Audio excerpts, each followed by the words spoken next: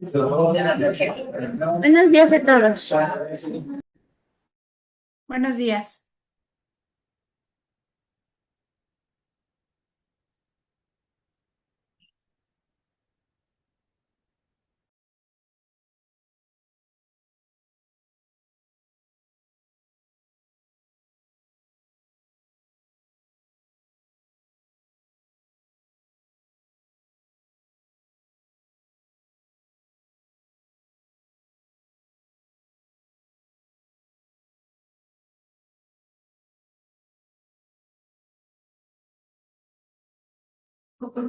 ¿Qué tal? Buenos días otra vez. Ya está todo listo en transmisión, solamente espero su señal. Gracias.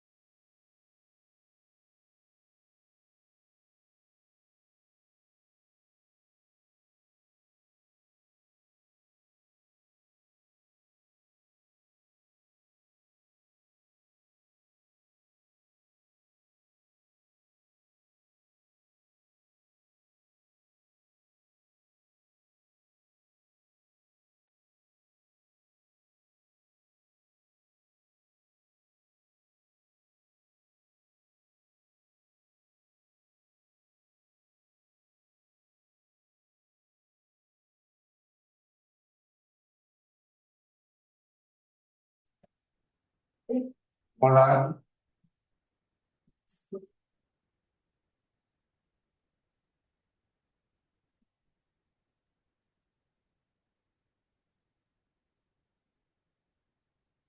bien, muchas gracias.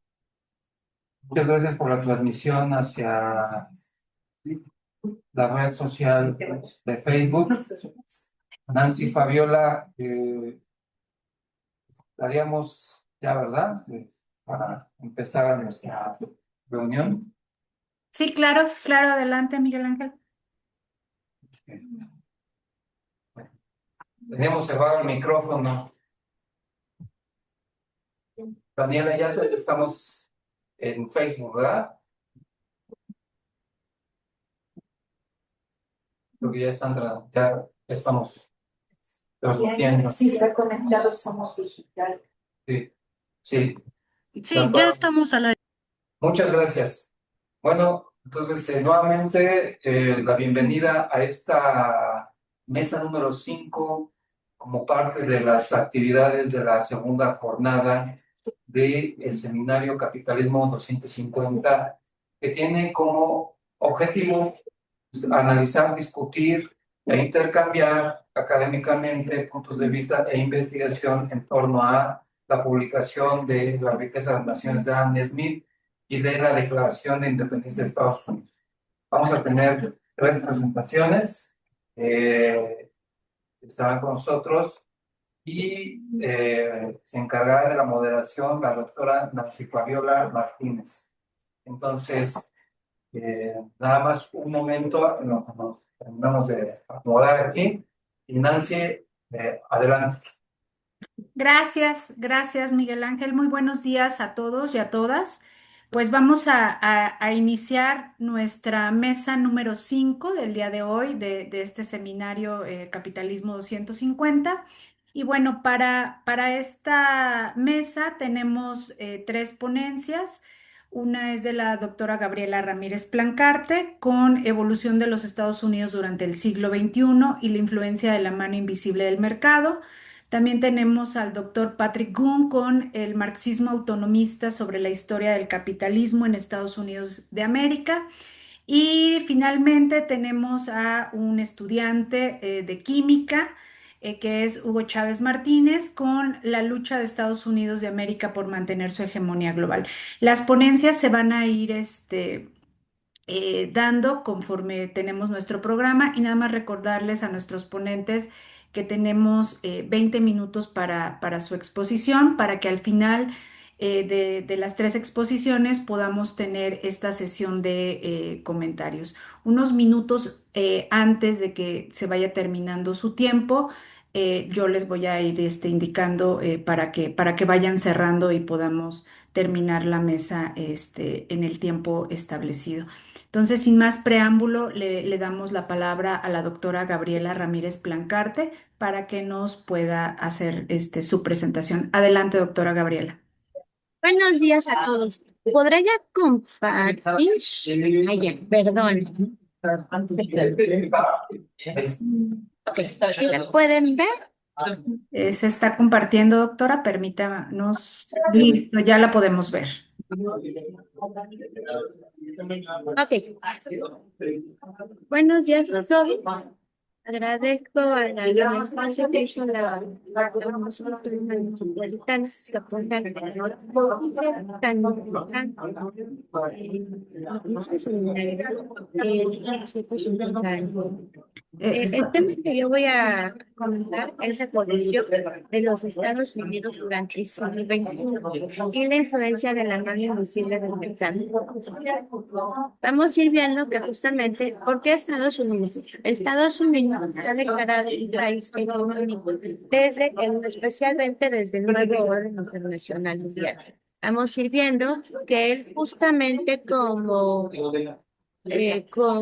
participante de la Segunda Guerra Mundial, pues va a empezar a poner los eslabones para ir marcando el orden internacional y los organismos internacionales que hasta la fecha nos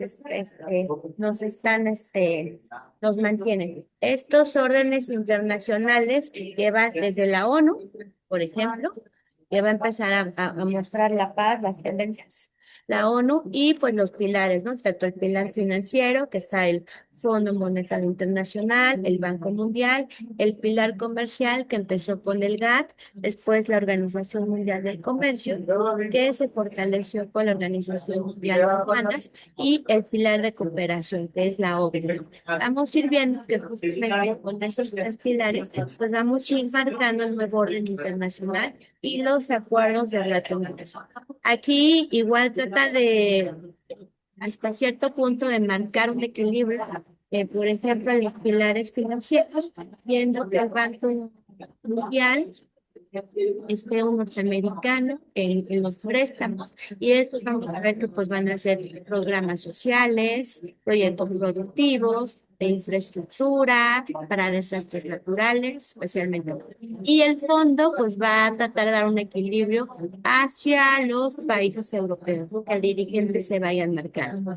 Vamos a ir viendo aquí del GATT y actualmente Organización Mundial del Comercio, va a ir enmarcando cambios importantes y va a ir rotando los presidentes, ¿no? Y las necesidades. Y pues el 94, que también cambios importantes, porque se consolida la Organización Mundial del Comercio, pues se va a crear la Organización Mundial de Aduanas. Entonces también vamos a ver el pilar de la cooperación. Disculpa, La cooperación, el desarrollo. una disculpa, Gabriela y Nancy Fabiola. Se escucha un poco de sonido ambiental, poco de ruido desde aquel lado. ¿Se escucha mucho? Sí, Sí, sí se escucha. podríamos reducirlo si nos acercamos un poco más al micrófono o voltear un poco para evitar el sonido ambiental. ¿Me escuchas mejor? Ya, un poquito mejor. Adelante. Perdón.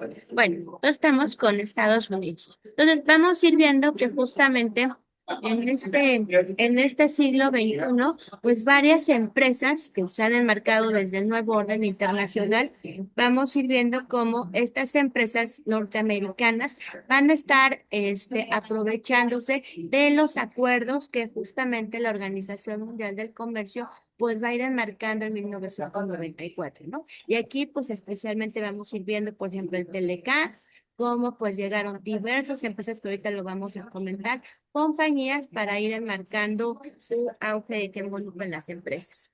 Entonces, pues estas empresas, desde el Telecom hasta el Tecmec, pues vamos a ir viendo que van a ir negociando van a ir aumentando su tasa de ganancia, su producción, incluso en México, y ya de aquí, pues incluso se van a ir desbordando tanto a otros países de Centroamérica y Sudamérica. Y esto vamos a ir a empezar viendo que justamente con el proceso de la globalización y las cadenas de valor, pues vamos a ir viendo estos cambios, ¿no? Y los acuerdos comerciales que van a estar aprovechando. Justamente, pues vamos a ir viendo que en el siglo XXI, pues llega este presidente Bush a la presidencia, le toca parte de la crisis, la .com, con estos cambios, y le va a tocar lo de las Torres Gemelas, ¿no? Que van a venir con un cambio de producción hacia una economía de guerra. Después vamos a ver que le toca a Obama. Bush empieza los detonantes de la crisis de las hipotecas y después pues con Obama continúa eso. Y es desde las crisis globales que se conocen en este siglo XXI porque pues contaminó a México, contaminó a otros países de Centroamérica y países de Europa, ¿no? La Unión Europea, pues ahí le tocó su primera prueba de ácido del siglo XXI para ver estas tendencias. Después vamos a ver el primer periodo del presidente Donald Trump. Con estos cambios, vamos a ver ahorita lo del patrón migratorio y también las tendencias de la industria de la guerra. Y luego el presidente Biden, que le toca lo de la pandemia, muy enmarcado. Y después regresa pues el presidente Donald Trump. Entonces vamos a ir viendo que justamente qué es lo que va a ir pasando en este siglo. Yo les decía que está primerito, además de que llega Bush, pues la crisis.com, entonces también lo de las Torres Gemelas, que esto pues va a estar aumentándose el terrorismo, aumentando la expansión de la seguridad nacional, los cambios de la política exterior. Y también vamos a ir viendo del 2005 al 2012 esta crisis de las hipotecas, de las subprimes, que van impulsando la innovación, el consumo, el sistema bancario pues está en quiebra. Vamos a ver que varios bancos están quebrando. Hay un reajuste incluso pues igual préstamos por parte del Fondo Monetario Internacional para estos reajustes. Y del 2013 al 2016, pues hay una recuperación económica después de la crisis, en la reducción del desempleo, en la tecnología, la energía, el emprendimiento, ir tratando también de fortalecer hasta cierto punto el dólar, por así decirlo, en el mercado, estas tendencias, y vamos a ir viendo que del 17 al 20 pues se dan cambios políticos o comerciales, las reformas fiscales para las empresas, las políticas que se tienen, las tensiones que hay con China, y vamos a ir viendo que pues va a ir enmarcado pues cuestiones del desempleo. Por otra parte, vamos a ir viendo que dentro de los desafíos pues está pues, todavía la recuperación post pandemia, porque se ha recuperado la economía de guerra, pero no la economía productiva. Los desafíos inflacionarios, la infraestructura, el buscar ahora sí que energías limpias y de tecnología, no industria de guerra, y también parte de la competencia global polarizada de la política interna. Entonces, vamos a ir viendo, pues, justamente, que aquí está la mano invisible del mercado de Estados Unidos con la lista de empresas. Pondré primero un cuadrito y ahorita me regreso. Entonces, vamos a ir viendo que las empresas, pues, especialmente se van a basar en tecnología, automotriz, aeroespacial, sector financiero, comercio y farmacéutica. Entonces, aquí, pues, estas empresas van a ir cerrando filas. Muchas de estas, o sea, está su matriz en Estados Unidos, salen aprovechando el proceso de la globalización, los tratados y acuerdos, y ganan más en las filiales en otros países que a veces en las mismas matrices de estos países, de Estados Unidos.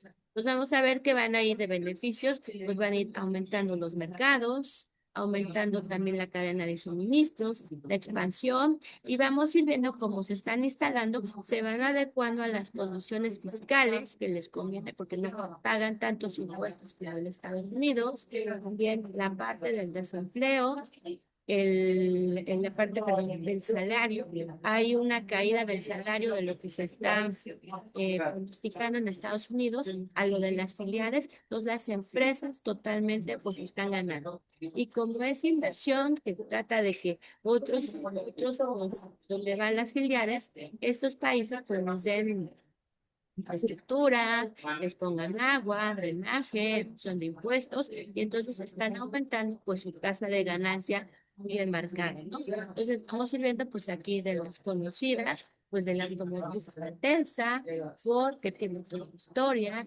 General Motors, vamos a ir viendo que la parte comercial ha ido creciendo enormemente, el comercio electrónico también, con Amazon, con incluso con Walmart, con Costco, y también las industrias farmacéuticas, pues han aumentado hasta cierto punto su tasa de ganancia.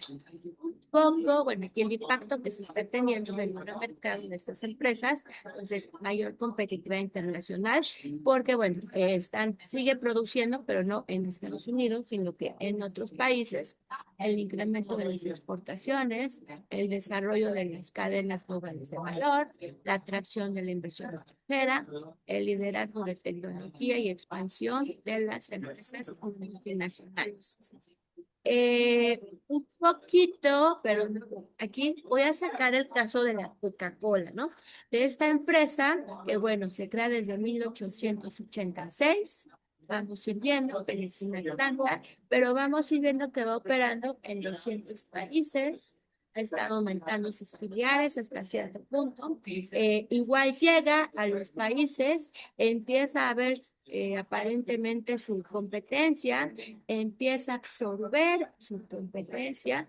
Bueno, aquí puse que además comercializa con Sprite, con Fanta, pero pues ya, por ejemplo, comercializa con, aquí en México, pues ya compró Lindbergh, compró incluso la Santa Clara, tiene marcas de agua, entonces ha ido creciendo enormemente sus marcas. Y de paso, pues ha puesto pero sí que sus tiendas, por ejemplo, el caso de las tiendas Oxxos, que pues están las 24 horas y ofrecen pues una gama de servicios donde pues están estas empresas y que están ofertando pues todas las marcas que tiene pues la Coca-Cola hasta cierto punto. Esto pues son factores de éxito porque van marcando la parte global con el reconocimiento, va ampliando la red de distribución internacional, las estrategias de marketing de innovación y pues una diversidad de productos que ha ido también cambiando, ¿no? Hasta cierto punto. Por otra parte, bueno, estas grandes corporaciones estadounidenses, pues vamos a ir viendo que se han beneficiado, ya les decía, con la globalización, con los acuerdos internacionales, con las regionalizaciones. Ahorita pues estamos aquí en México todavía viviendo las negociaciones regionales de América del Norte. Incluso se compartieron los gastos del mundial, toda esta parte, y pues están facilitando el comercio internacional y también la parte del turismo, ¿no? ¿Qué países van a venir? Vamos a ir viendo que el libre mercado ha permitido que numerosas empresas estadounidenses pues vayan ampliando su presencia global, incrementen su productividad, y también la tecnología. Entonces estamos viendo que Estados Unidos, pues dentro del cuadro que les presenté, pues está la tecnología, las finanzas, la industria, el comercio electrónico y la parte de la farmacéutica. Ahora, tiene todo el empoderamiento con las empresas, los líderes de empresarios, pues han crecido sus tasas de ganancias, pero esto ha también traído pues desórdenes sociales, especialmente caída del empleo, procurar el aumento ahora sí, crear más seguros de desempleo, que esto lo vamos a ir viendo justamente desde la crisis del 30, que pues crean el seguro de desempleo para minorar, ayudar a la población, toda esta parte, pero pues no alcanza estas tendencias. Y pues los grandes ganadores son las empresas. Además, pues se ha fortalecido como sus empresas se han salido, pues el desempleo ha aumentado, es que ha hecho aumentar la industria militar.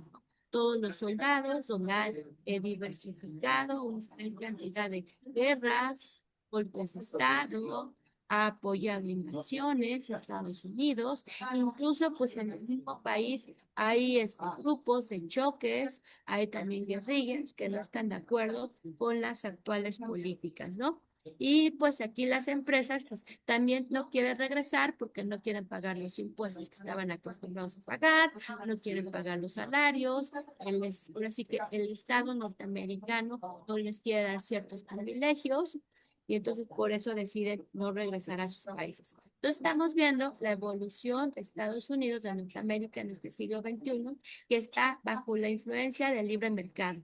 Tanto las empresas productivas que están fuera de Estados Unidos, como la industria de la guerra que ha ido creciendo, pues hasta cierto punto enormemente, ¿no? Y esto pues ha hecho que la población se ocupe en como soldados, van a otros países, están ahí comercializando toda esta parte.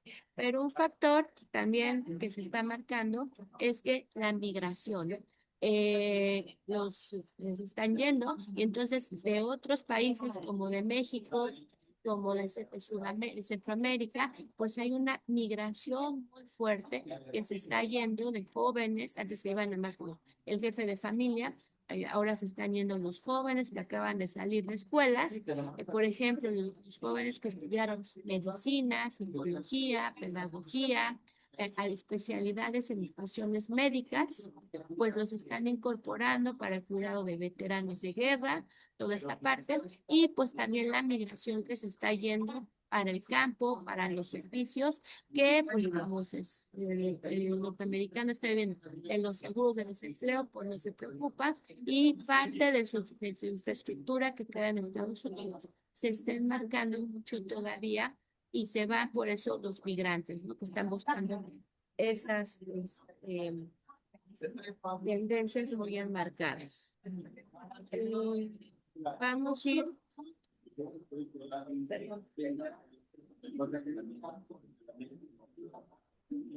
Y pues vamos a ir viendo que justamente pues está cambiando Estados Unidos, está buscando la fuerza que va a radicar en la transformación de la innovación y la prosperidad. Y pues un punto que no saqué, el liderazgo global. La moneda está en el aire porque ya no tiene la fuerza productiva tan enmarcada como por ejemplo China, que viene ya produciendo gran parte, incluso los productos finales norteamericanos, pues gran parte son por los productos finos. De eso sería todo de mi parte. Muchísimas gracias. Muchas gracias, doctora Gabriela Ramírez. Y bueno, para seguir con nuestra sesión, ahora le daremos la palabra al doctor Patrick Kuhn. Él nos va a hablar sobre el marxismo autonomista, sobre la historia del capitalismo en Estados Unidos de América.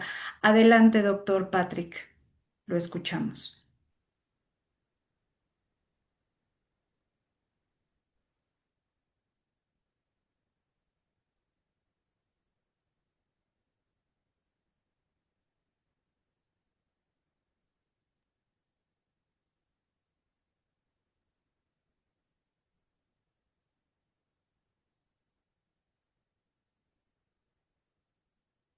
Sí, ¿sí me escucharon en la sala? Sí, ya va, ya está. Sí, Ah, ok, disculpe. gracias, gracias. Sí, buenos días. El título de mi ponencia es Perspectiva del marxismo autonomista sobre la historia del capitalismo en los EUA desde la guerra civil hasta la creación del IWW. Esta ponencia analiza la historia del capitalismo por una parte de la historia del capitalismo en los EUA desde la perspectiva de la lucha de clases al centro del enfoque marxista autonomista.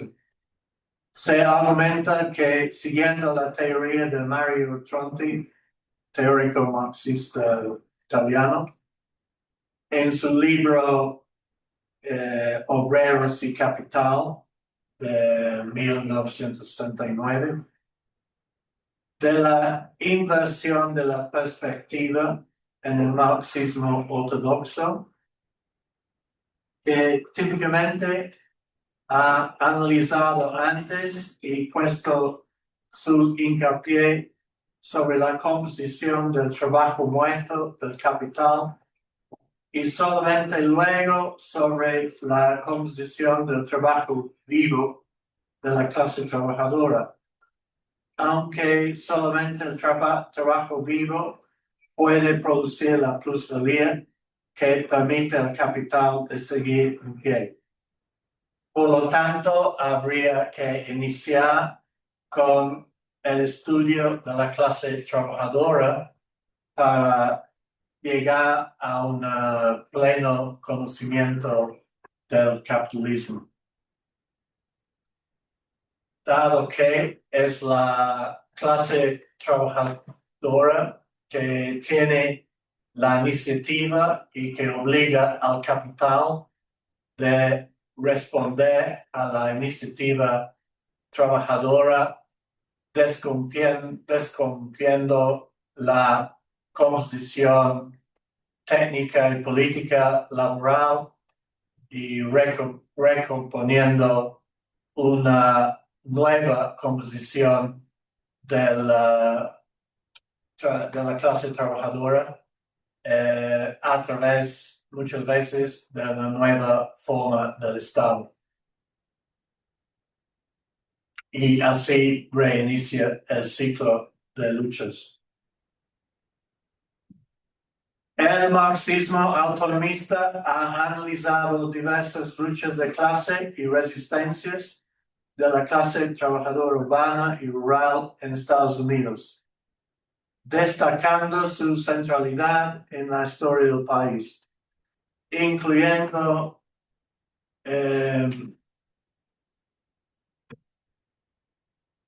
movimientos como la lucha por los derechos laborales y la resistencia contra la esclavitud y la opresión racial y de género. Estas luchas han sido fundamentales para entender la dinámica del capitalismo y la explotación en la sociedad estadounidense. En cuanto al marco teórico de esta ponencia, la versión obrerista o operaísta en italiano de Cartosio Bologna y de la revista italiana Officina Primo Maggio del marxismo autonomista se ha enfocado más sobre la historia de la lucha de clases en Estados Unidos hasta hoy en día, que la versión post-obrerista de Ha Negri y la revista Multitud francés, que dejaron de plantear la centralidad de la clase obrera industrial histórica a la lucha de clases durante los 1970 y que han abordado la historia reciente de los EUA desde una perspectiva más bien macroeconómica y globalizada a través de libros como Imperio y Multitud en los 2000. La enfoque de la ponencia es más influenciada por la versión obrerista que la post-obrerista. Bueno, la primera sección se intitula La lucha para la jornada laboral de 8 horas. Esta historia de la lucha de la clase trabajadora contra el capitalismo estadounidense inicia en los años durante y siguientes a la Guerra Civil, cuando inició la etapa más intensiva de la industrialización con la victoria de los industrialistas y banqueros del norte contra los tierratenientes esclavistas del sur. La guerra civil había sido una interrupción casi total de la creciente conciencia y organización de la clase de las décadas anteriores, mientras las clases obreras de ambas bandas fueron conscriptas contra su voluntad a pelear en una guerra nominalmente por la liberación de los esclavos de origen africano en las plantaciones del sur. Pero en realidad se trataba de cuál segmento del capital estadounidense andaba a dominar la expansión hacia el oeste y la industrialización de la economía. La industrialización había iniciado más tarde que en Inglaterra, pero su avance había sido más rápido. La ulterior aceleración productiva y política de la guerra civil había hecho políticamente más maduros a los obreros, que entraron en la guerra después de las crisis severas de los 1850 y aún con el objetivo de hacer respetar la jornada de 10 horas, pero salieron exigiendo las 8 horas. Grupos de obreros especializados o skilled workers, en inglés, reivindicaron la reducción de la jornada laboral a 8 horas durante la guerra aún en curso.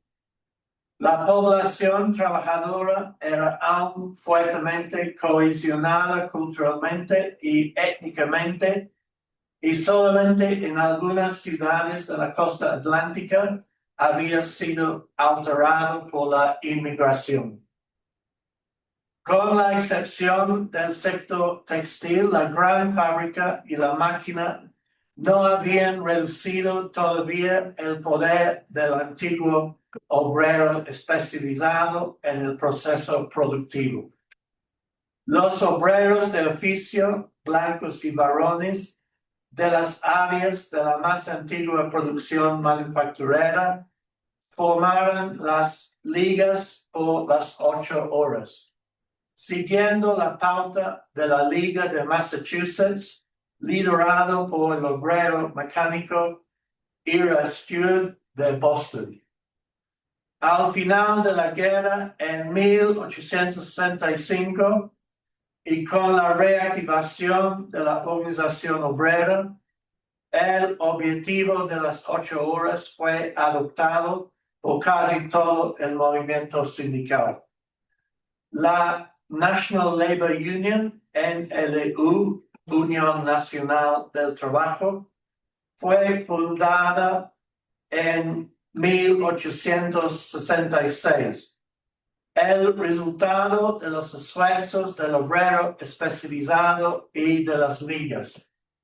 Sus objetivos fueron la jornada laboral de 8 horas y la unión de los trabajadores varones y blancos en todo el país. Una cita de su manifiesto: la primera y gran necesidad de hoy, la liberación del trabajo de este país de la esclavitud capitalista. Es la aprobación de una ley según la cual 8 horas deben ser la jornada laboral normal en todos los estados de la Unión Americana. Estamos decididos a emplear todas nuestras energías para que este objetivo sea alcanzado. Un mes después de la fundación de la NLU, la primera internacional en Europa, que había sido fundada por Marx y Engels al inicio de los 1860, declaró en la misma manera, cito: la limitación legal de la jornada laboral a 8 horas es una condición preliminar sin la cual cualquier intento posterior de mejorar y emancipar la clase obrera se demostrará abortivo. El Congreso de la Primera Internacional propone 8 horas como límite legal de la jornada laboral. Sin embargo, tenemos que recordar que la NLU, retomando las actitudes prevalecientes en el mundo sindical de entonces, excluyó a los trabajadores afroamericanos y a las mujeres trabajadoras. Fue incapaz de afrontar la realidad de la entrada de los ex esclavos y esclavas en el mercado del trabajo asalariado. Los trabajadores negros tuvieron que formar su propio Colored NLU. Solamente una minoría de sindicalistas blancos consideraban esa separación peligrosa para todo el movimiento obrero. Tampoco las obreras fueron permitidas de ser miembros de la NLU. Algunas mujeres ya reivindicaban el simple derecho a organizarse en el lugar de trabajo, mientras otras añadían la reclamación de la igualdad en general, sobre todo el derecho a votar. La exclusión de las mujeres, los afroamericanos y luego de los inmigrantes pobres de la NLU empujaba a algunas mujeres de ser esquiroles o rompehuelgas durante las huelgas, que reforzaba la hostilidad contra ellas en lugar de la ampliación organizativa. No obstante estas graves debilidades internas, la NLU y las ligas lograron convencer a 6 estados de fijar por ley la jornada laboral de 8 horas en 1867-68.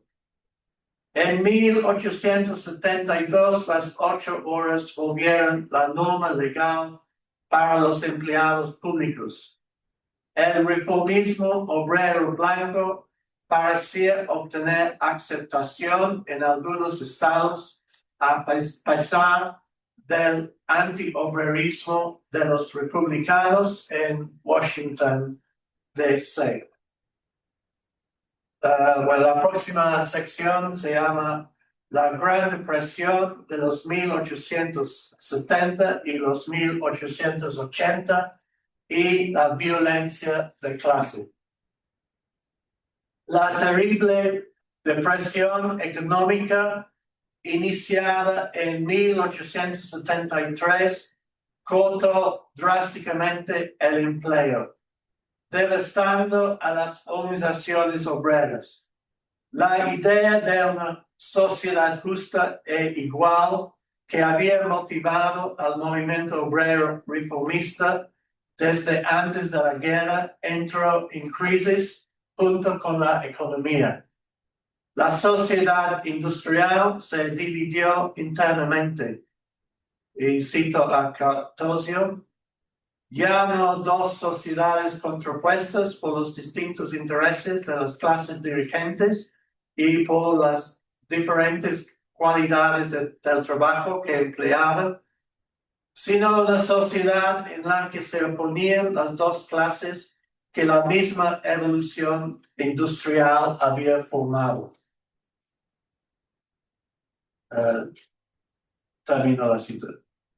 Apareció de forma estable en la sociedad estadounidense la figura del vagabundo, tramp en inglés, el ex-obrero urbano, marginado y obligado a moverse de un lugar a otro, buscando sobrevivir con trabajos ocasionales en el campo.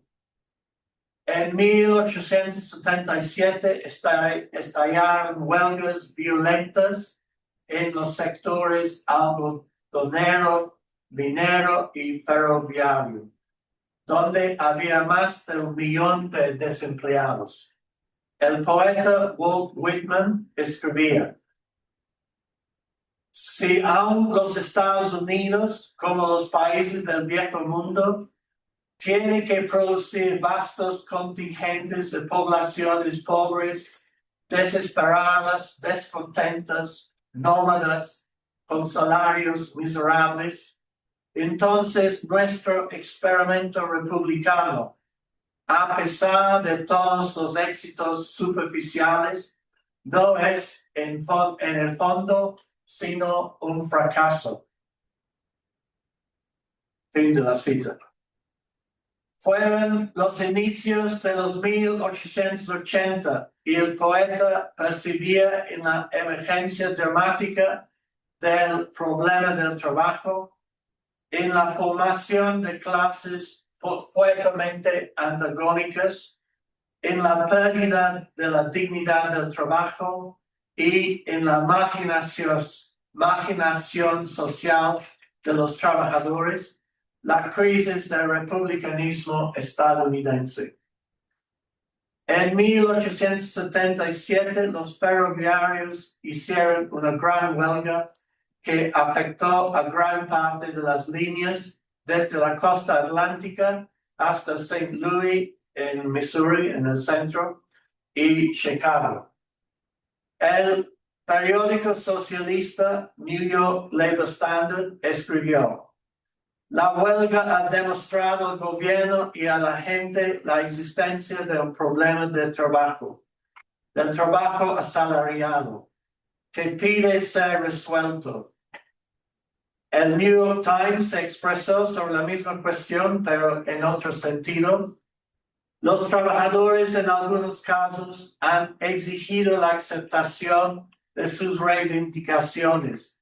En otros han atraído la atención popular sobre sus quejas, reales o presuntas, hasta tal punto que en el futuro será imposible permanecer indiferente.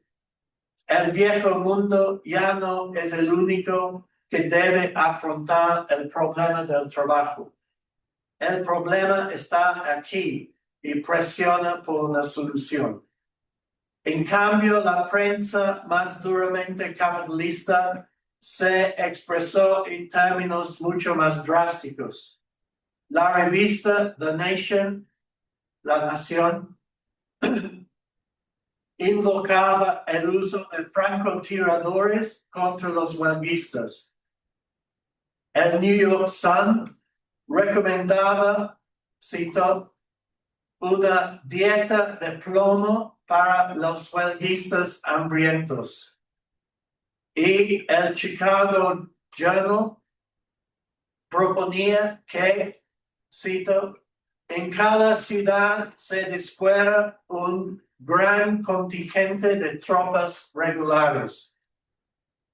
Esta última propuesta condujo a la construcción de cuarteles fortificados en las principales ciudades y a la reorganización de la Guardia Nacional para convertirla en un medio eficaz para, entre comillas, hacer observar las leyes del Estado, mantener el orden social y ofrecer protección frente a la violencia súbita de la facción popular. En los distritos mineros y donde se encontraban mayores plantas siderúrgicas, los empresarios organizaron fuerzas de policía privada para impedir a las huelgas y para proteger a los nuevos obreros, entre comillas, importados como esquiroles durante las huelgas. Nueva sección que se llama la clase peligrosa. Para las clases dominantes, los trabajadores se habían vuelto dangerous classes, clases peligrosas. La clase peligrosa, como en Europa. La huelga de 1877 había evocado el espectro de la Comuna de París de 1871. Desde entonces, la respuesta capitalista a las reivindicaciones de los trabajadores sería casi siempre muy dura, resultado de una contraposición rígida a los intereses obreros, posible también a través del apoyo permanente de los gobiernos estatales y federales. Profesor, le quedan 2 minutos más, por favor. Gracias. Bueno, quizás motivar esta actitud fue el hecho de que aquella clase obrera estaba ya constituida en su mayoría por inmigrantes, sus hijos y afroamericanos. Bueno,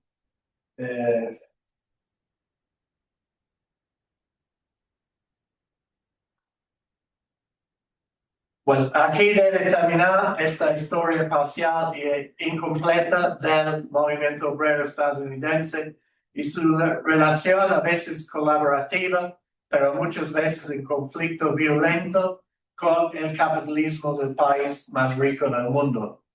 Sin embargo, creo que se puede identificar un ciclo de la creación de condiciones sociales, económicas y culturales para la movilización, organización, auge, represión y desmovilización de nuevos movimientos obreros y más recientemente de movimientos sociales interclasistas, siempre bajo condiciones nacionales e internacionales muy diferentes. La creación de la AFL en los 1890, los International Workers of the World, obreros internacionales del mundo, tal vez la organización sindical más importante y seguramente la más revolucionaria de la historia del movimiento laboral estadounidense, entre 1900 y su brutal represión durante el Miedo Rojo de los 1920. Una gran ola de ocupaciones fabriles y huelgas salvajes organizadas autónomamente y directamente por los obreros, no por los sindicatos, durante la Gran Depresión de los 1930, que logró minimizar los despidos masivos en el sector automotriz. La fundación del Congreso de Organizaciones Industriales en los 1920 como central izquierdista con una presencia del Partido Comunista de los Estados Unidos. Antes de su derechización, después de la Segunda Guerra Mundial, en la clima opresiva de la Guerra Fría, el anticomunismo y la caza de brujas macartista, resultando en su unión con la más moderada American Federation of Labor, AFL, creando la AFL-CIO, todavía la más grande e importante central sindical en los Estados Unidos, aunque muy criticada por la izquierda por su actitud generalmente colaboracionista con el capitalismo. Muchas gracias. Muchas gracias, profesor, por su presentación. Y bueno, vamos a dar paso a la tercera ponencia del día de hoy, que está a cargo de Hugo Chávez Martínez, que se titula La lucha de Estados Unidos de América por mantener su hegemonía global. Entonces, le cedemos la palabra a Hugo. Adelante, por favor. Gracias, doctora. Sí me Sí, sí te escuchamos. compartir. Creo que ya se vea. Acción. Se está compartiendo todavía. Ya lo podemos ver. Ok, sí. Una disculpa por el internet. Interrumpan. Y bueno, hoy comienzo. Bueno, la hegemonía de Estados Unidos con un Tucídides. Es la colación más adelante. La historia se... El humano nunca cambia. ¿Dónde empezamos? Bueno, Estados Unidos, brevemente, como las 13 colonias que todos conocen. Esto fue un proyecto colonial Reino Unido en esta época. Relación de civilización que España y Portugal americano. Estados Disculpa, Unidos, Nancy, Sí, disculpen. se escucha El cortado, ¿verdad? audio, el audio de Hugo se escucha entrecortado. No sé si se pueda modar. No tiene prendida la cámara. está fluyendo bien la presentación, nada más que sí, está un poco entrecortada. Ok, Espérenme. no sé si Hugo pudieras, no sé si moverte o conectarte a otra red. Ya se me escucha cortado. Sí, ¿Sí me escuchan o está? es que se escucha pero cortado, Hugo. No me puedo mover a otra red. La disponible es la del Tapalapa. ¿Te pudieras conectar, no sé, Hugo, si tienes datos de tu celular?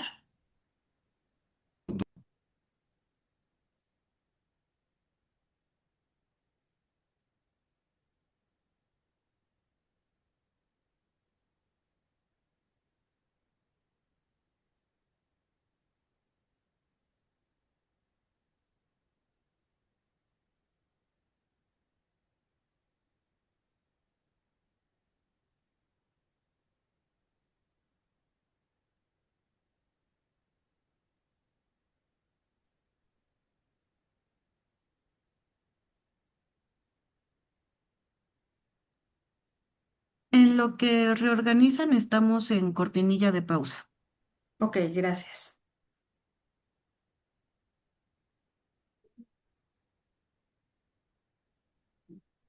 A ver, vamos a darle unos minutos, sino para que nos diga Hugo si sí se pudo conectar.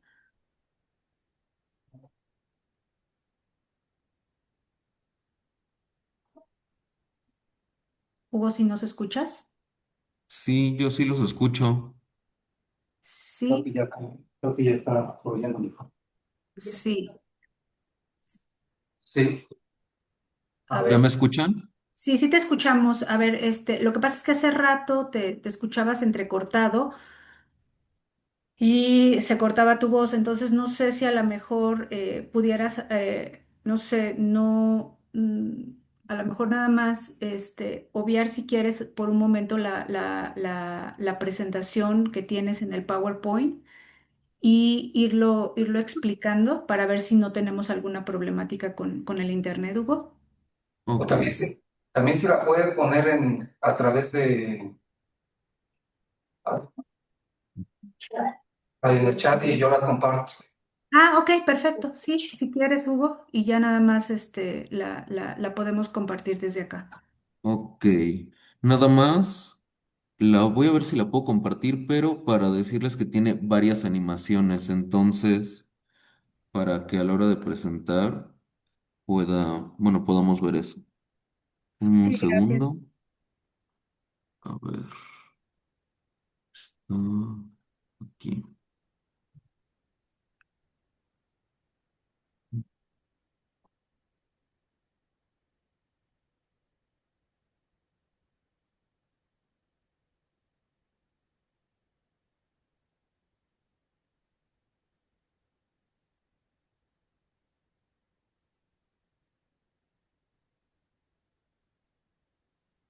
Ya se está enviando, pero pesa un poco.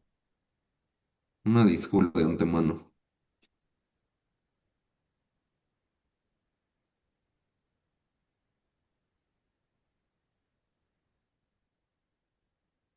No sé si ya te... No, todavía no se comparte. No, por la barra de progreso va como al 70%. Ok.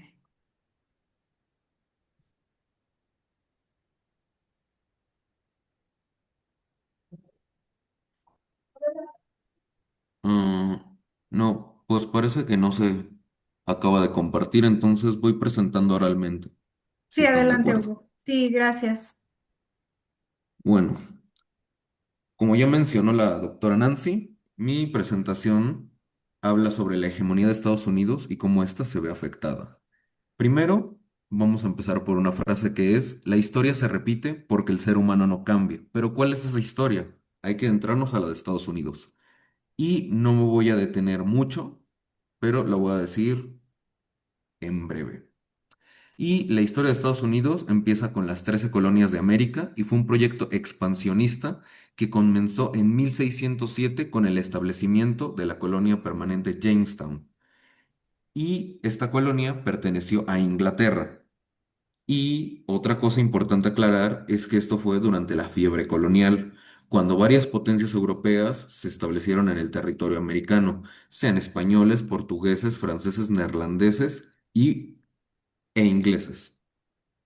Ahora, la Guerra de Independencia propiamente empieza en 1775, con eventos anteriores a remarcar como el Motín del Té de Boston, y el 4 de julio de 1776 los padres fundadores firman la Declaración de Independencia, aunque cabe recalcar que la guerra se prolonga formalmente hasta 1783 cuando se firma el Tratado de París y se reconoce la independencia de Estados Unidos.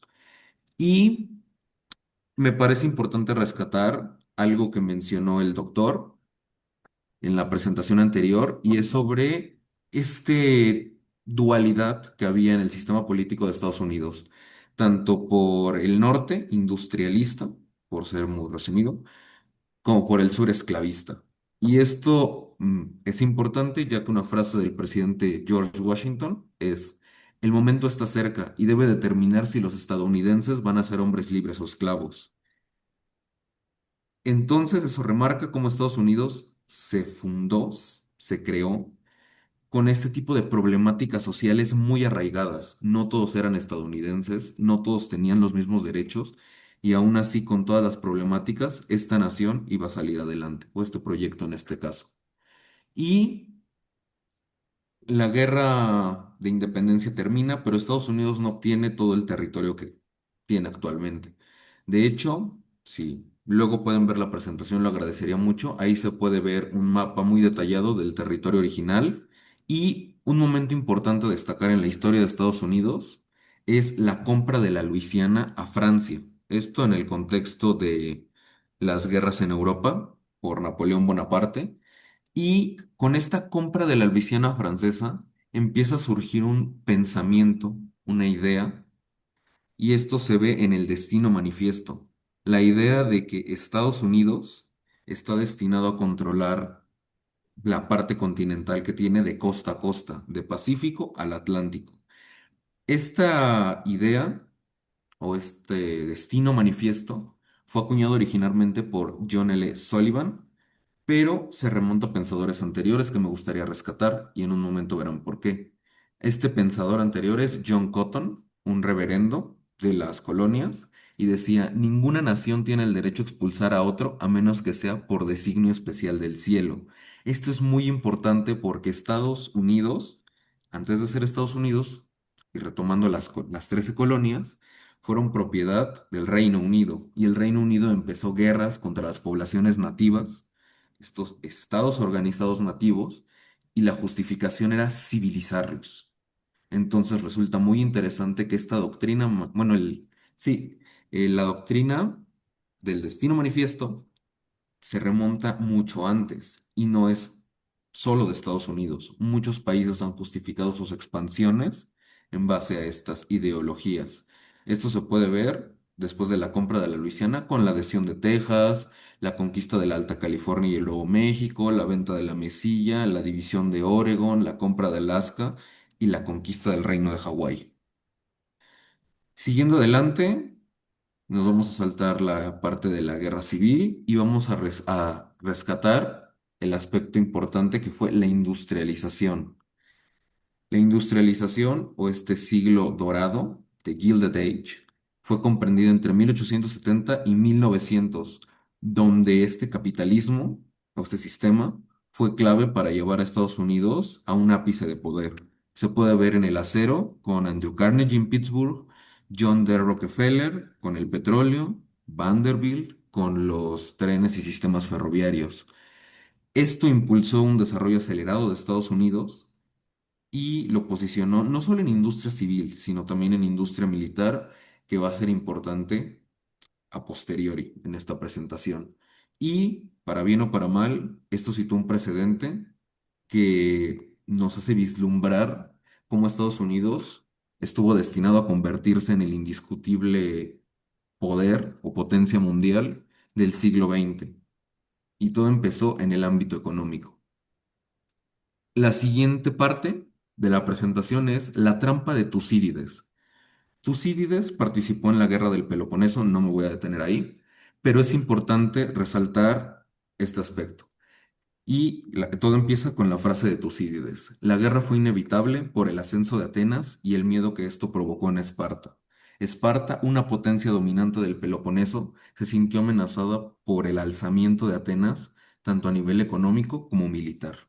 Bueno, en el caso fue marítimo, pero es lo mismo. Pero la trampa de Tucídides es un término que fue acuñado muy recientemente por el politólogo de Harvard, Graham Allison, y se basa principalmente en este hecho, cómo la guerra no fue desatada, en este caso de Atenas y Esparta, por un choque de intereses, un asesinato o algún otro factor.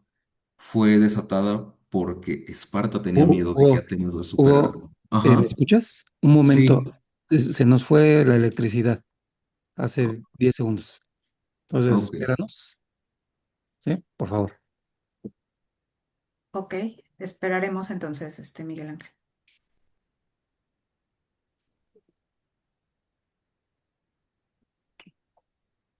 Están buscando internet.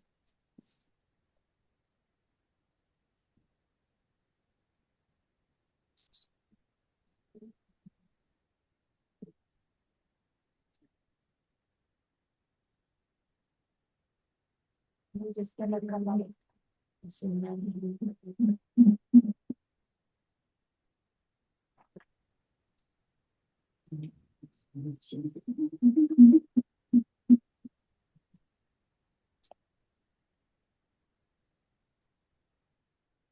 Ok. Luis, digo, o si nos escuchas. Tenemos que apagar el Sí, sí los escucho. Nada más que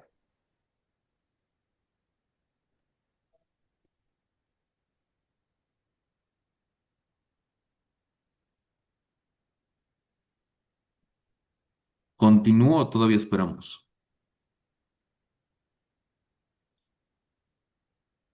Momento, Luis. Sí, Hugo, aquí estoy.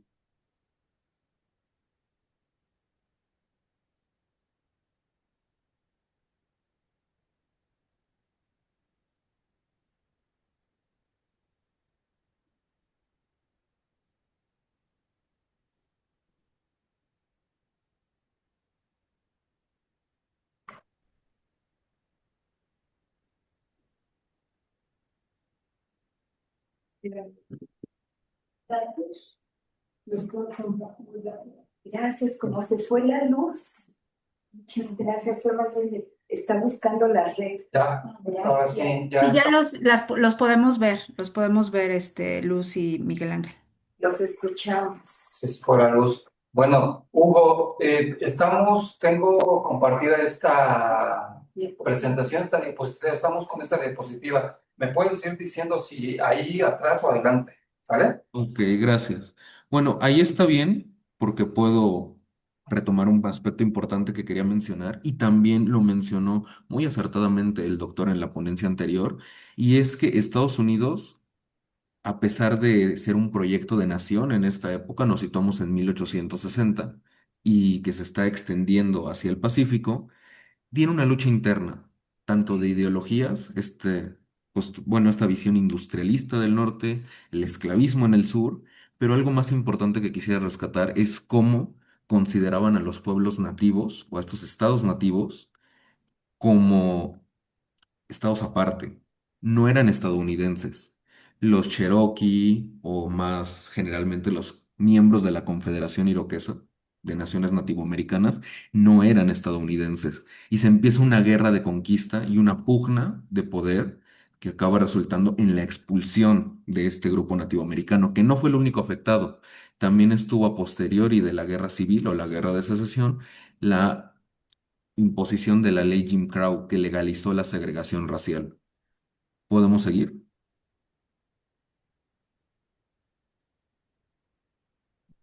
Gracias.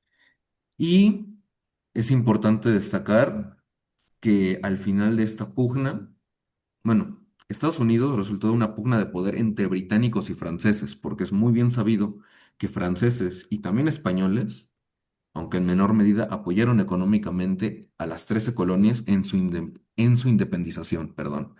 Y en un ejemplo reciente de un enfrentamiento, es un ejemplo reciente de un enfrentamiento de una potencia dominante y una emergente, porque en ese momento Francia estaba luchando contra los británicos. Veas el caso de Napoleón Bonaparte, que es este justamente.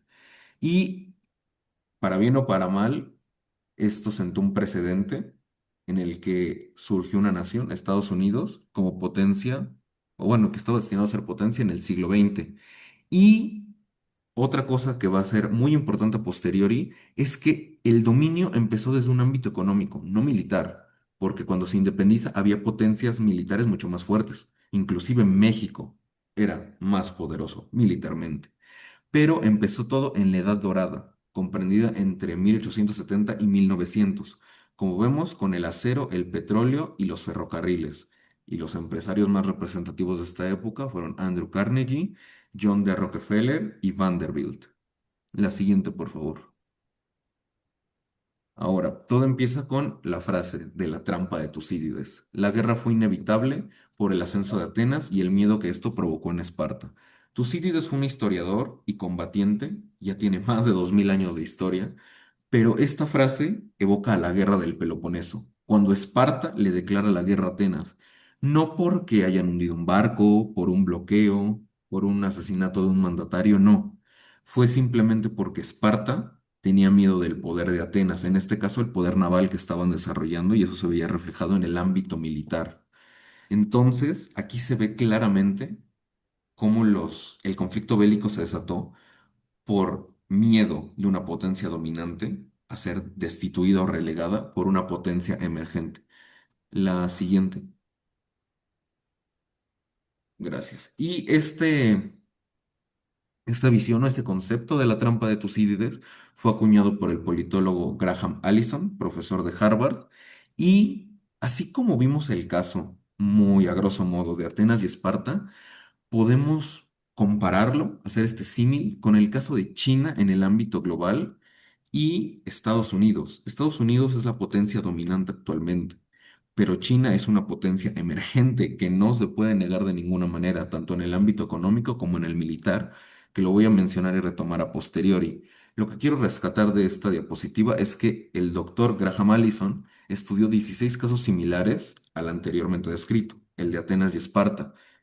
Y en los últimos 500 años de historia se suscitaron 16 casos análogos, de los cuales 12 terminaron en una contienda bélica, lo que implica que el 75% de las veces este tipo de debacles ha desembocado en el conflicto bélico. Es más probable un desenlace violento que uno pacífico. La siguiente, por favor. Ahora, vamos a lo importante. Ya vimos cómo también en las ponencias anteriores del doctor y la doctora, cómo se fue fortaleciendo Estados Unidos, tanto en siglo XIX como en el XX y también el XXI. Pero, ¿qué pasa con China?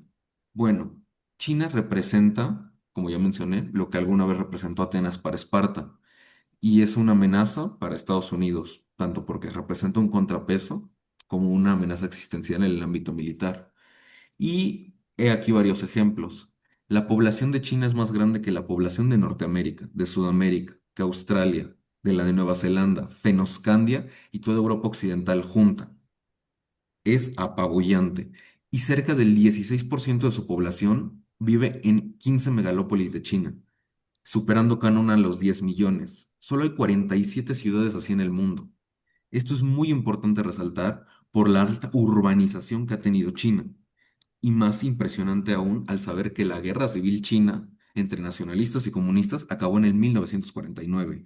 Ha sido una de las industrializaciones y urbanizaciones más rápidas y vertiginosas en toda la historia. La siguiente, por favor. Ahora, aquí unos datos crudos para comparar.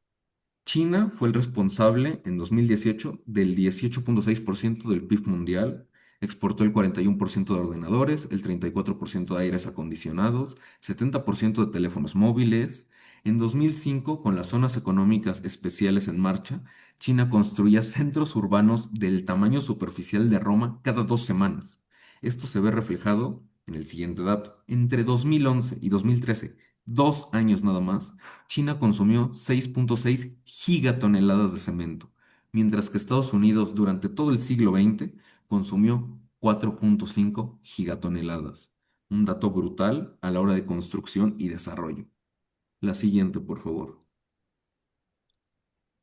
Ahora ya vimos el ámbito de urbanización, el ámbito económico, toca el militar. Entre el año 2000 y el 2020, el presupuesto militar de China aumentó un 1.133%, que de hecho es el mayor aumento porcentual en la historia, al menos en gasto militar. Y esto se ve reflejado ya que China tiene la marina de guerra más grande del mundo, no en cuanto a tonelaje, pero sí en cuanto a cantidad de buques. Y aunado a esto, China controla el 70% de suministros de tierras raras. Estas tierras raras se usan para motores eléctricos, motores de portaaviones, aeronaves, bombarderos, misiles interceptores, cabezas nucleares, todo lo que tenga que ver con guerra moderna se relaciona con tierras raras y China controla el abasto. Y esto es vital para la industria de defensa. La siguiente, por favor. Ahora, es muy válido pensar que lo de Atenas y Esparta ocurrió hace mucho. ¿Qué ejemplo reciente podemos rescatar? O bueno, uno que rescata Graham Allison y a mí me gustaría traer a colación es este, la guerra para terminar con todas las guerras. La Primera Guerra Mundial fue una contienda bélica entre en los imperios centrales y la Triple Entente. Aquí se puede ver Imperio Central en rojo y la Triple Entente en azul. ¿Por qué es importante esto? Porque durante 1910 se pensaba que una guerra sí era impensable, bueno, era imposible. De hecho, la reina Victoria había formado un plan para que las casas reales europeas estuvieran ligadas dinásticamente y así asegurar una continuación del gobierno monárquico en Europa. De hecho, el rey de Inglaterra, el Kaiser de Alemania y el zar de Rusia eran primos. Era algo de otro mundo, decir, van a entrar en guerra. Para 1910, y el Reino Unido comerciaban más que nunca. Rusia había firmado un tratado de paz con Alemania. El Imperio Austrohúngaro había sido, bueno, su anexión de de la zona de Bosnia y Herzegovina fue reconocida. Entonces, no se creía que una guerra así se pudiera desatar. Y al final pasó. En 1914 matan al heredero al trono austrohúngaro y pasa todos los acontecimientos que ya conocemos de la Primera Guerra Mundial. ¿Y por qué menciono esto? Y me gustó rescatar este ejemplo de Graham Allison, porque ahorita mismo podemos pensar que una guerra entre China y Estados Unidos es inconcebible. ¿Cómo se van a declarar la guerra? Hay cabezas nucleares, intereses económicos, pero es importante resaltar que ya pasó bueno, antes, a inicios del siglo XX, no hace 2000 años o más, hace menos de 200. Y otra cosa importante es que el dominio militar de Estados Unidos empieza al fin de la Primera Guerra Mundial en 1917. La siguiente, por favor. Ahora, ¿cuál es la manzana de la discordia en todo esto? La manzana de la discordia es la isla de Formosa. Está en el mar de China. Muchos la conocen como Taiwán, aunque formalmente es la República de China, y la China continental es la República Popular de China. Y China busca cuando digo China, para este caso va a ser la República Popular de China o la China continental. Pero es, China busca la reunificación de los territorios, tanto el continental como el insular. Y el presidente Xi Jinping, en una conferencia en el Partido Comunista Chino, evidentemente, puso una fecha límite para la reunificación en el año 2049, ya sea por medios pacíficos o por medios bélicos. Y así como en el pasado hubo contiendas bélicas entre varios países por manzanas de la discordia, esta es la el perfecto ejemplo de por qué puede ocurrir. Y Taiwán tiene contratos militares y de defensa con Estados Unidos para garantizar su independencia. Entonces, bajo ciertas perspectivas, se puede ver cómo Estados Unidos se metería de lleno si estalla una guerra en Taiwán. La siguiente, por favor. Ah, ya se acabó. Entonces, me gustaría comentar algo, porque al parecer se mandó una presentación. Bueno, la que les mandé es una que había guardado en la mañana y le hice cambios al final, pero en la última diapositiva lo que quería resaltar es el aspecto militar y por qué el dilema de Tucídides o esta trampa nos puede asaltar en la actualidad, ya es lo último, y es por el contexto militar en el que se encuentra Estados Unidos. Estados Unidos, ahorita, a pesar de que están en tregua, hubo bombardeos en Irán, sigue la guerra en Ucrania. Y las bases de Estados Unidos en estas dos zonas del mundo, tanto en Oriente Medio como en el este de Europa, están activas y se mandan cantidades de armamento ingentes, así como militares y soldados. Bueno, soldados en general de Estados Unidos. ¿Cuál es el problema de todo esto? Si estallara una guerra en Taiwán, Estados Unidos se divide en tres frentes: el Pacífico, Medio Oriente y Europa del Este. ¿Y cuál sería el problema de todo esto? Bueno, que para la guerra moderna, las armas que utilizamos no son las más potentes, no son balas, no son obuses, son misiles teledirigidos, drones, explosivos. Un dato crudo también es que durante la primera semana de guerra entre Irán, Israel y Estados Unidos, se dispararon 140 misiles Patriot PAC-3 y 150 misiles THAAD. Para ponerlo en perspectiva, eso se disparó en una semana. El Pentágono tenía previsto comprar menos de 100 misiles THAAD interceptores. Entonces se gasta el arsenal de defensa mucho más rápido de lo que se recupera. Y también se dispararon 300 misiles Tomahawk que se usan en la marina y para bombardeos durante la primera semana en la guerra de Irán. En contraposición, solo se ordenaron 57. Con esta disgregación, con con estos conflictos a nivel mundial, Estados Unidos no se puede concentrar solo en Taiwán, ya divide sus fuerzas entre Medio Oriente y en Europa del Este. Entonces, la pregunta no es si va a pasar una guerra, si va a ocurrir, si nos va a atacar la trampa de Tucídides, es cuándo va a ocurrir. Es cierto que está el gran disuasorio nuclear, pero al final la pregunta dejó de ser si va a pasar, sino cuándo va a pasar, porque los chinos tienen un objetivo y la pregunta tal vez ya sería, no va a ser si va a caer Taiwán o no. La pregunta final es, ¿Estados Unidos va a intervenir para salvar a su aliado o se va a quedar ahí? Y al final, ¿quién va a quedarse con la hegemonía tanto militar como económica del mundo? ¿La República Popular de China o Estados Unidos? Y eso sería todo de la presentación. Muchas gracias, Hugo, por la presentación. Y bueno, vamos a abrir ahora nuestra sesión de preguntas, de comentarios. Entonces, quedo abierto. Miguel Ángel, no sé si hay alguien en la sala que quiera hacer un comentario, alguna pregunta. ¿Alguien que quiera un comentario, pregunta? ¿Un comentario? ¿Una duda? ¿Una pregunta? No sé si también las personas que están conectadas en Zoom, si existe algún comentario, pregunta a nuestros ponentes. No. ¿No? Es- No sé, Miguel Ángel, si tú quieres hacer alguna exposición. Bueno, que quiero comentar algo. Primero agradecer a las personas que presentaron con todas las interrupciones. Creo que no querían que habláramos de Estados Unidos. Llega a pasar, ¿verdad? Unos boicots repentinos, extraños. Pero qué bueno que hubo respuesta para hablar sobre Estados Unidos. No es cosa menor y también el momento histórico en que nos encontramos. porque marca un proceso de cambio, sin duda alguna, que parece, es un cambio silencioso. Ayer yo mencionaba eso, ¿no? Un proceso de cambio que no se necesitan dar grandes procesos, sino ya empezó una nueva etapa y yo creo que también una nueva era, aunque hay quienes dicen que no, que todavía estamos en una crisis. Yo creo que la crisis pandémica nos marcó un proceso de reordenamiento y a palabras de Klaus Schwab, el líder del World Economic Forum, con el Great Reset, estamos en un nuevo proceso. Hay corrientes académicas que no creen en eso. El fundamento efectivamente todavía sigue siendo la relación capital-trabajo, y eso es sin duda.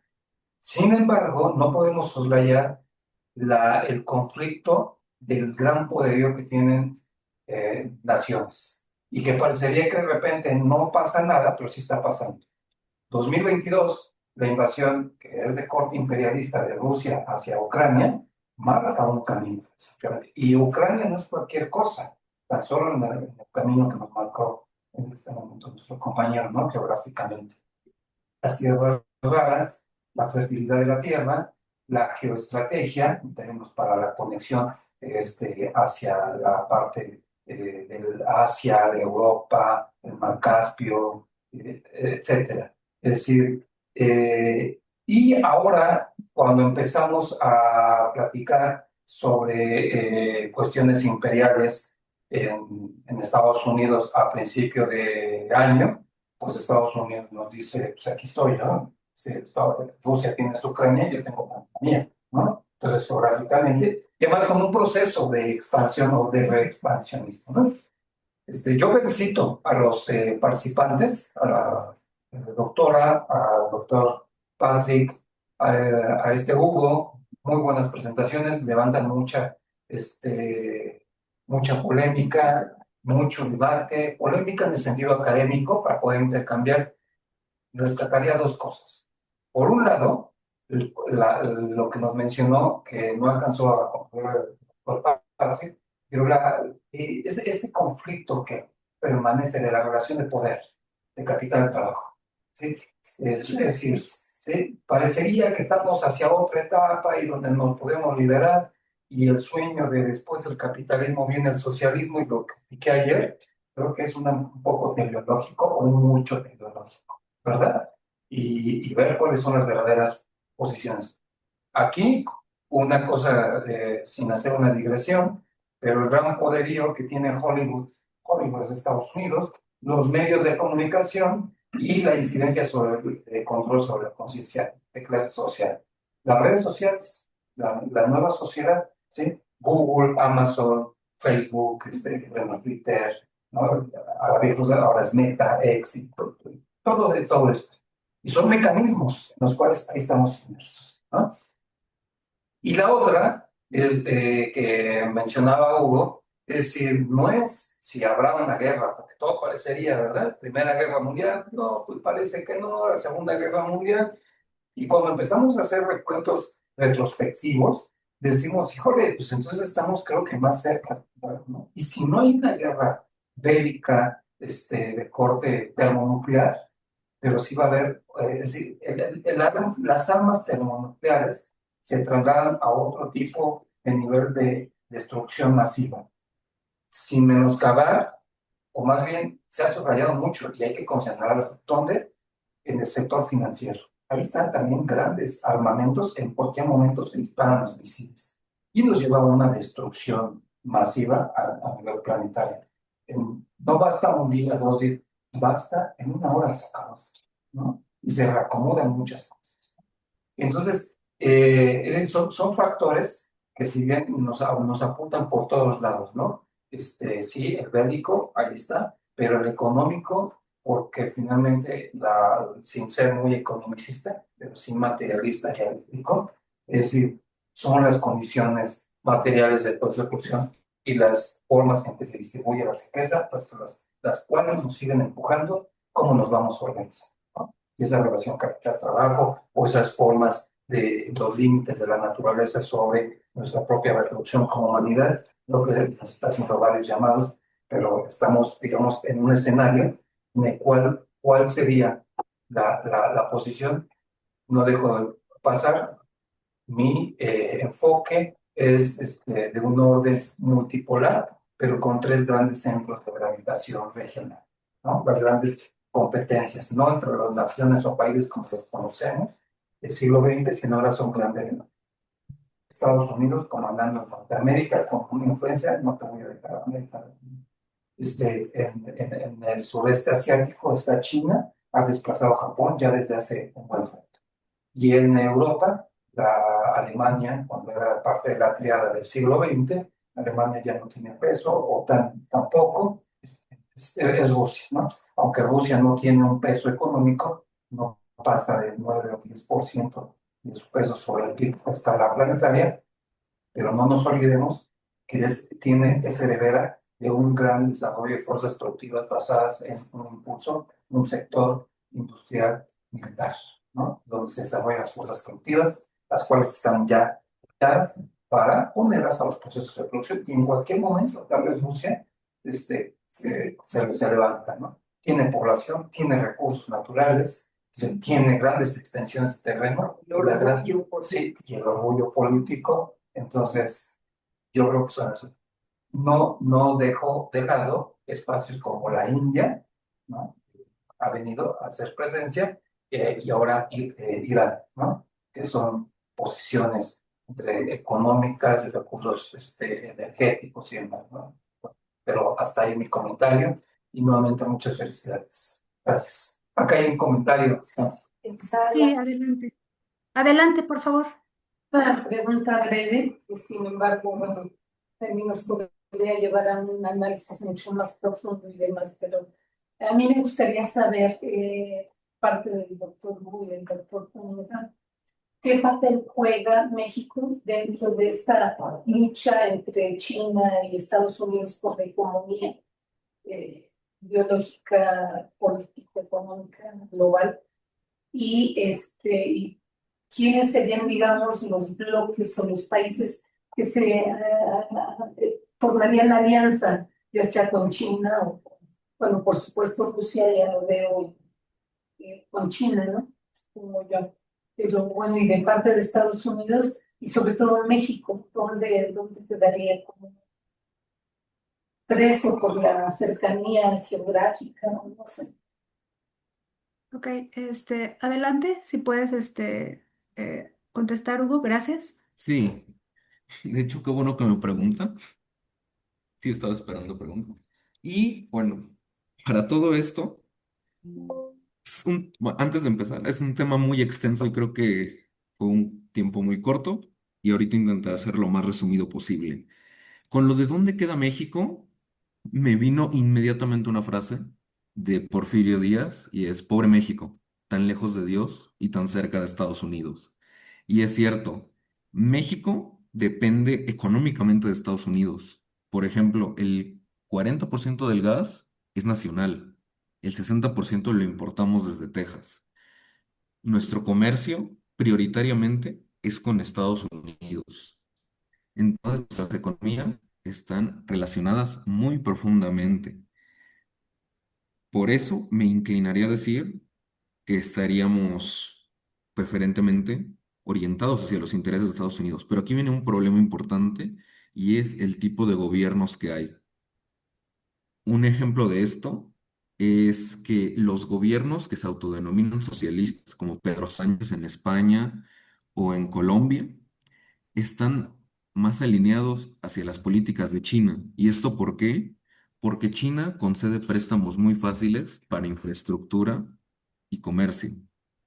Y sé que tal vez me estoy desviando, pero hay otra cosa que quisiera mencionar y es muy importante y la dijeron hace poco, el imperialismo. Un profesor de historia me dijo una vez que no todas las guerras se ganan con ejército. Hay unas que se libran en el ámbito monetario. Y es muy importante pensar cómo los proyectos de inversión china en infraestructura a nivel global podrían ser una forma de apropiarse de tierras, y valga la redundancia, de capital humano, así como de esta infraestructura que ellos mismos construyen. Para todo esto, es un encontronazo muy fuerte que el gobierno actual de México, que es Morena, tiene un enfoque de corte socialista, no al intervencionismo, no al injerencismo, etcétera, pero al final estamos al lado de Estados Unidos. Nuestras economías, como dije, están ligadas y para bien o para mal, ciertas políticas públicas que se llevan a cabo en Estados Unidos, perdón, se han empezado a replicar en México. Por ejemplo, lo de las pensiones. En Estados Unidos como tal no es el gobierno el que te paga una pensión. Y eso se empezó a replicar en México desde el 2007 con las reformas del ISSSTE. Entonces, por todos los antecedentes que hay, así como las conexiones políticas y territoriales entre México y Estados Unidos, ¿me escuchan? Sí, sí te escuchamos. Ah, es que me apareció reconectando por eso. México al final estaría, no voy a decir que militarmente obligado a meterse en un conflicto entre Estados Unidos y China, pero lo que es cierto es que el golpe que los Estados Unidos le va a caer de rebote a México. Tal vez no por una bomba, pero sí por la crisis económica que desemboque, porque México no produce todos los bienes que consume, depende del exterior. De hecho, su balanza comercial es negativa, importamos más de lo que exportamos y eso nos va a jugar en contra. Y al final reiterar, tal vez ya fue muy insistente de mi parte, pero dudo que México sea afectado por bombas, invasiones, pero la economía es lo que más va a pegar de rebote, así como ya fue con las crisis económicas el Viernes Negro en Estados Unidos, en 1929. No sé si tengan otra pregunta. Gracias. Gracias, Hugo. Eh, Doy la palabra acá al doctor Padre. Muchas gracias por la pregunta. Um, eh, pues sí, en mi opinión, no soy economista, um, pero considero que México, a pesar de estar capturado por su relación cercana bueno, íntimo con Estados Unidos desde el Telecán de 94, luego el Temec de 2020, con los Estados Unidos, pero en el medio a largo término veo que México tiene que liberarse lo más que pueda de esa relación y acercarse más a América Latina y a China para su propio desarrollo económico y por mantener o crecer, hacer crecer su soberanía nacional, porque pues evidentemente hasta ahora el presidente Trump en Estados Unidos sumamente violento, sumamente impredecible en sus acciones y que parece que no respeta para nada la bilateralidad de la relación México-Estados Unidos. Y creo que con este descubrimiento de litio en el norte de México, México tiene que acercarse más a China para desarrollar, no solamente vender litio a otros países como materia prima, pero desarrollar una industria de vehículos eléctricos usando ese litio, ¿no? En lugar de solamente exportarlo como materia prima. Por eso necesita el know-how tecnológico de China, que en China está mucho más avanzado que Estados Unidos en la producción de las pilas eléctricas y vehículos eléctricos, que son el futuro del transporte público y privado, sin duda. Y México está en una posición increíble para beneficiar del litio que tiene. Pero no veo ni siquiera la voluntad política ni de este gobierno y probablemente de ningún otro partido de realmente desarrollar una industria electrónica de vehículos electrónicos independientemente de Estados Unidos. Gracias. Gracias, profesor. Tengo la mano levantada de Hugo. Adelante, Hugo. Gracias. Con lo que acaba de decir el doctor, me gustaría rescatar varias cosas. Y primero voy a empezar con algo en lo que tengo más dominio, y es el litio, toda esta parte química. Es cierto que en México hay depósitos de litio, totalmente, pero no, ¿cómo me explico? El litio no está como el litio elemental en la naturaleza y se pica y se extrae. El problema con el litio es el tipo de minerales en el que está. Por ejemplo, de los minerales más fáciles de extraer el litio, es uno que es la lepidolita, si no mal me acuerdo. De ahí se descubre el litio y se puede extraer de manera más fácil. El problema con el litio que tenemos en México es que es litio arcilloso. ¿A qué me refiero con esto? Que aparte de estos minerales, están en arcilla. No es la típica piedra que uno se encuentra y que ya puedes procesar. Tienes que quitar la arcilla, el barro, obtener el mineral y luego refinarlo. Entonces, esto añade un costo extra. Otra cosa, y yo concuerdo con el doctor en esto, es México tiene que buscar ser independiente lo más posible, al menos en el ámbito económico, porque no nos podemos atener a lo que a Donald Trump se le ocurra hacer o no. Por ejemplo, ya vimos la guerra arancelaria, que de hecho el Congreso de Estados Unidos sancionó al final a Donald Trump y eso estaba fuera de sus facultades. Trump no podía subir los aranceles porque se le antojara, pero ese es un tema punto y aparte. Pero lo que quería ir, que también es interesante rescatar, es China y por qué yo al menos tengo reservas con el capital chino o las empresas de los precios chinas. Y es porque a pesar de que China lo generalizamos mucho, su sistema político es uno dictatorial. El poder, de hecho, Xi Jinping es presidente vitalicio, y por ley, las empresas chinas, si el gobierno les demanda información, se la tienen que dar. De hecho, este fue un problema que ya ocurrió porque una empresa china iba a construir un cable submarino para internet que iba desde Chile hasta Oceanía. ¿El problema cuál es? Las empresas chinas están obligadas por leyes chinas a que si el gobierno les pide información, se la tienen que dar. Entonces, traer capital, bueno, no capital, perdón, que empresas chinas vengan y se establezcan, les daría más acceso a información sensible de México.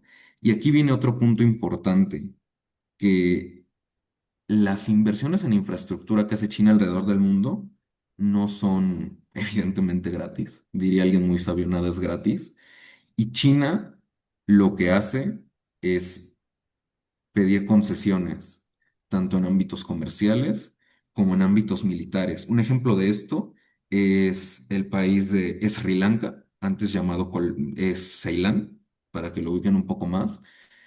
China ayudó económicamente para construir un megacentro financiero que es una torre, y aparte de que tiene que pagar esta deuda el gobierno de Sri Lanka, China pidió una concesión para un puerto que va a ser de su propiedad para uso militar o civil por 99 años. Y debido a que el tiempo es muy corto, me gustaría que también pudieran leer sobre las iniciativas de China, tanto la política de una sola China como la de la nueva ruta de la seda, así como el collar de perlas.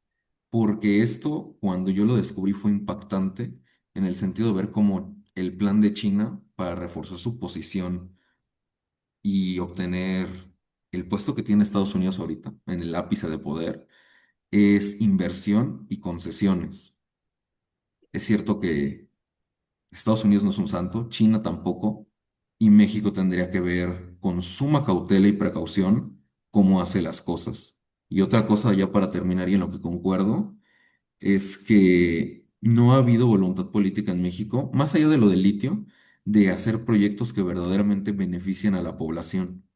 Y eso se puede ver desde las obras que hicieron para el Mundial hasta los aspectos de que en México se subsidian combustibles en vez de invertir en autos eléctricos. Sería todo de momento. Gracias, Hugo. No sé si con esta participación pudiéramos cerrar o hay alguien más. Pues creo que no veo manos tampoco levantadas por allá por la sala, pero Ya no hay participaciones. ok, muchas gracias. Bueno, pues les agradecemos a los ponentes de esta mesa su participación. Muy interesante todas estas temáticas que han traído a esta mesa y sobre todo de mucha crítica y de mucho debate.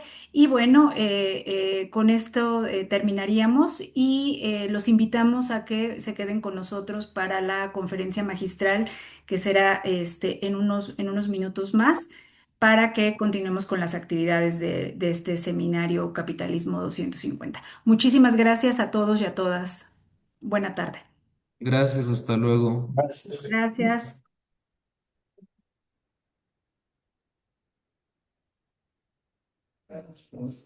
¿Qué tal? Estamos en cortinilla de pausa y silenciados micrófonos. Espero a la siguiente mesa. Gracias. Gracias.